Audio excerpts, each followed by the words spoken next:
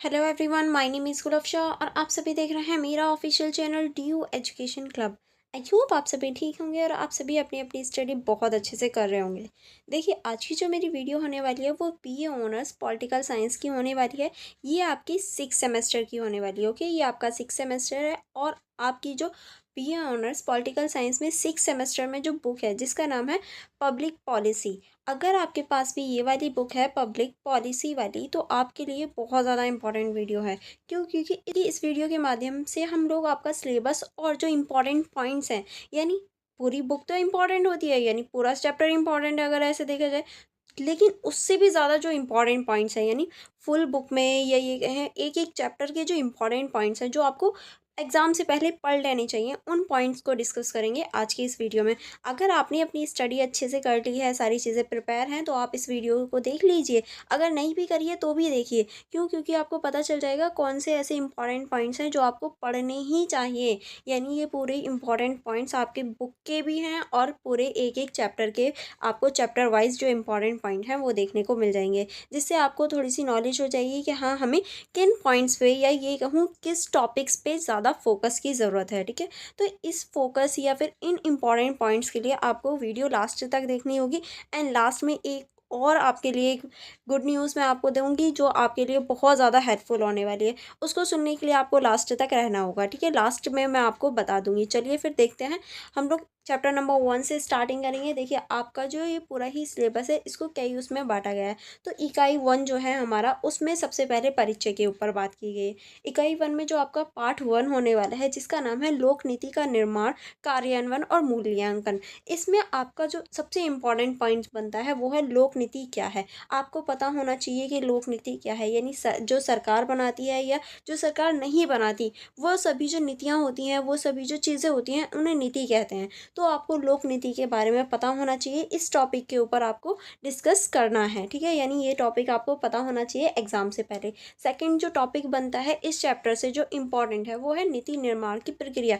यानी जब भी कोई नीति बनती है तो उसकी जो प्रक्रिया होती है वो आपको पता होना चाहिए। यानी नीति कैसे बनती है, कैसे बनाई जाती है नीति, ये आपको पता होना चाहिए। उद्देश्य, चरण, संस्थाएं और संसाधन, ये सारी चीज़ें आपको पता होनी चाहिए डिटेल में। ठीक है, जो कि इम्पॉर्टेंट है। नेक्स्ट जो इम्पोर्टेंट टॉपिक है वो है आपका नीति चक्र। यानी आपको नीति चक्र के बारे में पता होना चाहिए। इसकी जो समस्या पहचान है, एजेंडा निर्माण है, विकल्प है, क्रियान्वयन और मूल्यांकन के चरण है, ये सभी आपको पता होनी चाहिए। ठीक है, चलिए नेक्स्ट जो इम्पोर्टेंट पॉइंट है वो देखेंगे। नेक्स्ट है इसमें नीति का कार्यान्वयन। यानी नीति का कार्यान्वयन किस तरह से, इसमें आप लिखेंगे बनी हुई नीतियों को जमीनी स्तर पर लागू करने की विधि। यानी नीति का कार्यान्वयन का मतलब ही क्या है कि नीति तो बन गई, अब उनका कार्यान्वयन यानी उसे कार्य में लाना है। किस तरह से कि जो भी नीति है उसको ज़मीनी स्तर यानी रियल लाइफ में उसे लागू करना, उसकी जो वैधता है, उसकी जो चीज़ें हैं उसको एब्जॉर्व करना, उसको देखना। ठीक है, नेक्स्ट जो इम्पोर्टेंट टॉपिक बनता है वो है आपका नीति मूल्यांकन। यानी नीति के प्राप्त परिणामों का विश्लेषण, सफलता और विफलता दोनों को देखना है। यानी जो नीति बनी है उसका जो परिणाम निकला है, चाहे वो सफल परिणाम हो या फिर विफल परिणाम हो, दोनों का मूल्यांकन करना, ये आपका इम्पॉर्टेंट टॉपिक हो जाता है इस चैप्टर का। अगर हम सेकेंड चैप्टर की बात करें तो सेकेंड चैप्टर का नाम है लोक नीति के सिद्धांत।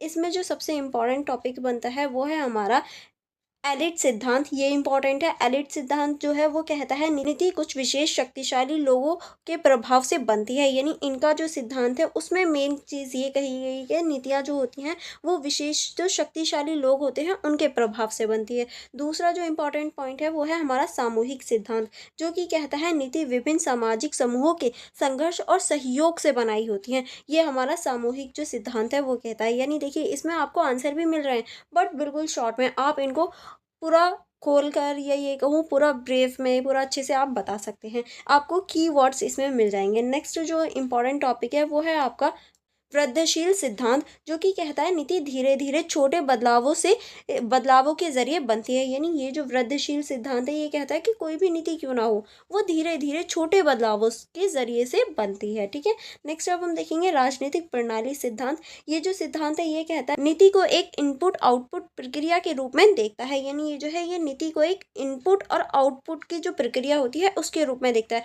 देखिए, ये सारे ही जो सिद्धांत है वो इम्पोर्टेंट है, इसीलिए मैंने इन्हें इम्पोर्टेंट जो टॉपिक्स हैं उसके अंतर्गत लिया गया है।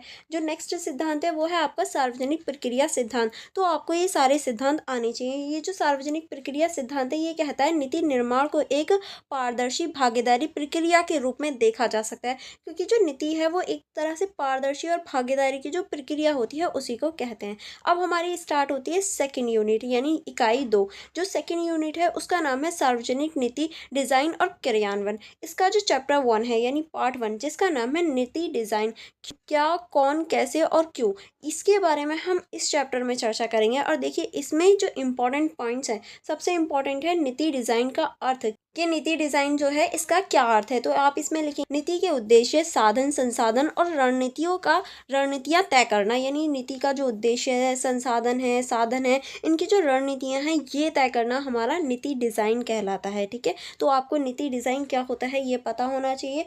जो सेकेंड इंपॉर्टेंट टॉपिक है इसमें वो है हमारा साइकिल हॉवलेट और साइमन का योगदान। यानी साइकिल हॉवलेट जो है और साइमन जो है इनके योगदान के बारे में आपको पता होना चाहिए। नीति डिजाइन को एक तार्किक प्रक्रिया के रूप में देखते हैं ये दोनों ही। ठीक है, अब जो हमारा पार्ट 2 है यानी यूनिट नंबर 2 का जो चैप्टर 2 है वो है हमारा नीति निरीक्षण। जो इसमें इंपॉर्टेंट टॉपिक है वो है हमारा उपकरण और तकनीकें। किस तरह से जो उपकरण और तकनीकें हैं ये इंपॉर्टेंट टॉपिक है। इसमें आपको ये चीज़ें पता होनी चाहिए कि नीति की निगरानी के लिए रिपोर्टिंग, सर्वेक्षण, फीडबैक प्रणाली, ये आपको तीनों ही चीज़ें पता होनी चाहिए। नेक्स्ट जो हमारा इसमें चैप्टर है चैप्टर नंबर 3 यानी हमारा पार्ट 3 जिसका नाम है नीति कार्यान्वयन, विकेंद्रीकरण और स्थानीय सरकार। और इसका जो इम्पोर्टेंट टॉपिक है वो है हमारी कार्यान्वयन की प्रक्रिया। यानी जो नीति कार्यान्वयन है इसकी जो प्रक्रिया है वो आपको पता होनी चाहिए। नीतियों को ज़मीनी स्तर पर प्रभावशाली बनाना, यानी जब हम ज़मीनी स्तर पर या ये कहूँ रियल लाइफ में नीतियों को लागू करते हैं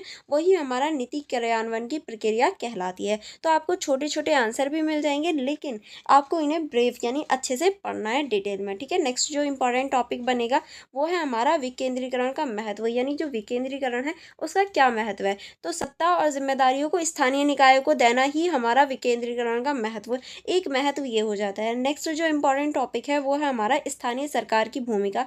जो हमारी स्थानीय सरकार होती है उसकी क्या भूमिका होती है ये पूछे जा सकते हैं। ठीक है, तो इसमें आप लिखेंगे पंचायतों और नगर निकायों की नीति कार्यान्वयन में सहभागिता। यानी जो पंचायत होती है, नगर निकाय होते हैं, उनकी सहभागिता होती है इसमें, किस तरह से ये आपको डिटेल में जानने को मिलेगा। ठीक है, नेक्स्ट हम देखेंगे पार्ट 4 यानी हमारा जो चैप्टर नंबर 4 है वो है हमारा राज्य क्षमता निर्माण। यानी जो राज्य क्षमता निर्माण है वो किस तरह से, इसमें जो सबसे इम्पोर्टेंट टॉपिक है यानी इस चैप्टर का जो इम्पोर्टेंट टॉपिक है वो है हमारा राज्य की प्रशासनिक क्षमता को मजबूत बनाना। यानी जो भी हमारी राज्य की प्रशासनिक क्षमता है उसको मजबूत बनाना किस तरह से, प्रशिक्षण, दक्षता, संसाधन समृद्धि द्वारा। इस तरह से हम किसी भी प्रशासन की जो क्षमता है उसको मजबूत कर सकते हैं। अब हमारी स्टार्ट होती है यूनिट नंबर 3 यानी इकाई 3। इकाई 3 जो है उसमें हमारा लोक नीति मूल्यांकन है, ये हमारी इकाई का नाम है। और इसमें जो चैप्टर नंबर 1 है जिसका नाम है मूल्यांकन के सिद्धांत, इसमें सबसे इम्पोर्टेंट टॉपिक है हमारा मूल्यांकन क्यों आवश्यक है। यानी जो मूल्यांकन है वो क्यों आवश्यक है ये आपको बताना है। नीति कितनी प्रभावी रही इसका आकलन करने के लिए, यानी अगर हम कोई भी नीति बना रहे हैं तो वो कितनी प्रभावी है, कितनी अच्छी है, कितनी बेकार है, क्या उसकी अच्छाई है, क्या बुराई है, ये सारी चीज़ें जानने के लिए हमें मूल्यांकन की आवश्यकता होती है। तो इसीलिए हमें मूल्यांकन आवश्यक होता है। ठीक है, इस तरह से आप इसका आंसर लिखेंगे। नेक्स्ट जो चैप्टर है हमारा चैप्टर नंबर 2 जिसका नाम है नीति मूल्यांकन प्रक्रिया और तकनीक। इस चैप्टर में से जो इंपॉर्टेंट पॉइंट्स हैं जो आपके एग्जाम के पॉइंट ऑफ व्यू से इंपॉर्टेंट है उसमें से पहला है हमारा विधियां और तरीके। किस तरह से, इसमें आप लिखेंगे साक्षात्कार, केस स्टडी, डेटा विश्लेषण, फील्ड सर्वे, ये सारे जो टॉपिक्स हैं ये इंपॉर्टेंट है आपके एग्जाम के पॉइंट ऑफ व्यू से। फिर हमारा चैप्टर नंबर 3 स्टार्ट होता है जिसका नाम है मूल्यांकन के उपाय और तकनीक। इसमें जो इंपॉर्टेंट पॉइंट है यानी इस चैप्टर के जो इंपॉर्टेंट पॉइंट है उसमें आप लिखेंगे परिणाम आधारित मूल्यांकन। ये इंपॉर्टेंट है जिसमें आप नीतियों के नतीजों को संख्यात्मक और गुणात्मक तरीके से मापना, ये सारी हमारी जो है वो परिणामिक आधार का मूल्यांकन हो जाता है। तो आप इस तरह से इसको देख सकते हैं। अब हमारी यूनिट नंबर 4 स्टार्ट होती है जिसका नाम है नीति की राजनीति। जिसका नाम है नीति की राजनीति किस तरह से। इसमें जो इम्पोर्टेंट पॉइंट्स है इसको देख लेते हैं। इसमें आप लिखेंगे जो हमारा फर्स्ट चैप्टर है जिसका नाम है नीति मुद्दों का नैतिक विश्लेषण, यानी जो हमारे नीति मुद्दे होते हैं उनका नैतिक विश्लेषण किस तरह से। इस चैप्टर का जो इम्पोर्टेंट पॉइंट है वो है हमारा नैतिकता का महत्व, यानी इस चैप्टर का जो इम्पोर्टेंट पॉइंट है वो है नैतिकता का महत्व। नीति बनाते समय सामाजिक न्याय, समानता और पारदर्शिता को प्राथमिकता देना, यानी जब भी हम नीति बना रहे हैं उसमें सामाजिक न्याय, समानता और जो पारदर्शिता है उसको महत्व देना ही हमारा नैतिकता महत्व होता है। ठीक है, तो ये पॉइंट आपका इम्पोर्टेंट हो जाता है इस चैप्टर से। जो सेकंड चैप्टर है इसमें आपका व्यवसाय और सरकार के बीच संबंध, यानी सेकंड चैप्टर का नाम है व्यवसाय और सरकार के बीच संबंध। और इस चैप्टर का जो इम्पोर्टेंट पॉइंट है वो है आपके CSR, यानी कॉर्पोरेट सामाजिक जिम्मेदारी। CSR जो है कंपनी की नीतियों में योगदान और सामाजिक उत्तरदायित्व होता है। ठीक है, ये आपका इम्पोर्टेंट पॉइंट हो जाता है।